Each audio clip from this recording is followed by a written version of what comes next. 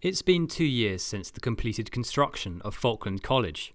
The college is well used and well regarded by the community, but the most recent report from the Public Accounts Committee suggests that the planning of the building lacked foresight.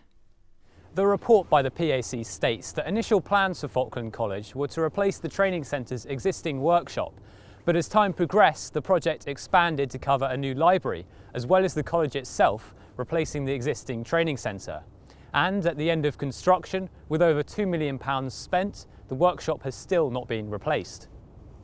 Things came along that were unexpected, so the need to make more space in the school, although that had been known for a long time, was not factored in at the very beginning. Nobody could have anticipated the SHIELD programme being so successful and them needing the space. And again, it's not the PAC's remit to say that those things are wrong or bad. What we're saying is that costs may have escalated more because the planning wasn't good at the very beginning. The clear vision was not there at the outset to know what the build was going to achieve.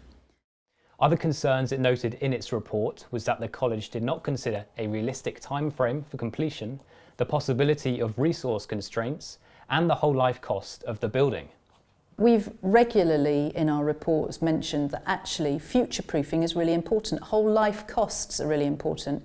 If you specify the building at the beginning to be able to be expanded should the need arise, then that might limit the amount of costs in the future. But also there seems to be, again, something to do with the vision, that if they don't know how long the building is going to last, what the intent is of how it's going to be maintained, then actually are we spending the money to the best ability?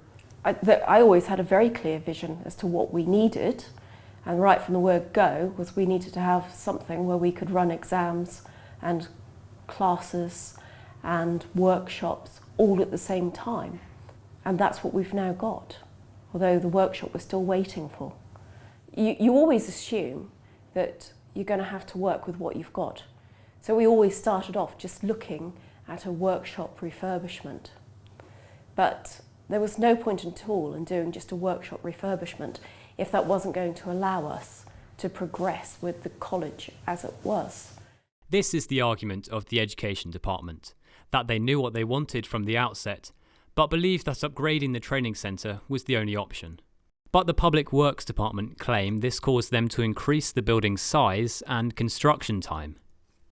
One of the big changes in scope, which added a significant part to the cost, was the increase in the footprint for the building and the inclusion of the library, which was led by a requirement for additional space within FIX, within the community school itself, and therefore it was suggested the best way to deliver that would be to move the library into there, and that increased the footprint by 40%.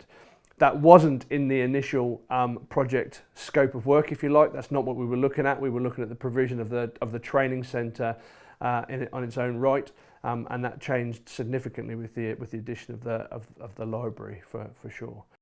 The PAC report drew a comparison to the construction of the swimming pool at Stanley Leisure Centre, which had to be reopened in 2021 due to safety concerns. This raises questions about a lack of foresight, unrealistic cost estimates, and delays to construction being not only recurring issues for construction projects in the Falklands, but that they could also affect some of the larger capital projects. This has been a historic trend for decades when it comes to doing a major project build in the Falklands, that you can almost kind of scope in escalation is a problem. So this is the kind of thing that kind of strong recommendations around project planning and about how even small decisions are logged because they can have bigger ramifications in kind of the escalation of a project. I think making sure that the design is either complete or near complete before we go out for those cost estimates, and making sure that those cost estimates are realistic, especially in the current market. When you think that our capital infrastructure includes the port, it may include the power station. We're looking at the vulnerable persons unit. That there is a huge amount of spend, for example, on the hospital, and there are millions of pounds that are put aside each year for capital projects. So our remit is to look at them, preferably not the older projects, preferably actually as they're ongoing so that things can be addressed as they happen. Despite criticisms levelled at the college, its role has hugely expanded from the training centre. The PAC notes that between 2015 and 2020, there has been an increase from around 250 people regularly using the training centre to over 2,000 users of Falkland College. I think the building that we've got is excellent, it's really fit for purpose. We've been able to see the college grow enormously since that investment was put in. And I think it's here for the long term. You know, we're seeing a lot of people making use of the facilities up here now. But questions remain about whether building practices will really change, since these have been such chronic issues for the Falkland Islands.